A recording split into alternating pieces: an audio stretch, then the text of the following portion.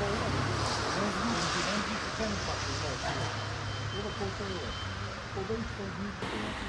olasın. Güle güle. Kolay gelsin kardeşim. Kardeş, biraz daha zorlayın, tamam mı? Biraz daha zorlayın. Yani biraz daha zorlayın da çıkar. Yani düşmeyecek, en azından şöyle bir yarısını alın. Vatandaş rahat yürüyebilir. Bu iki yere acil değil. Yani rampadan gelirse. Bunun için geldim ben başta. Camiye tırmanıyorsun. Bir. İkincisi, şeyde, gene Hasan var oradan. Tam geliyorsun, tam önlere çıkma. Hocam, başkan ben başarılı.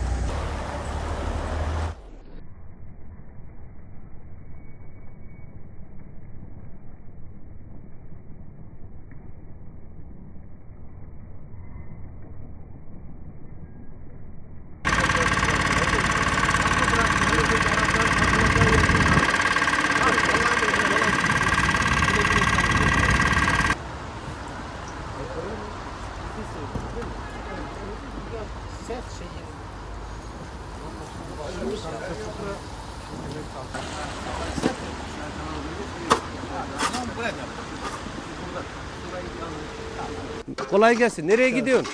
Kasına Geçmiş olsun. Çok şükür, hamdolsun.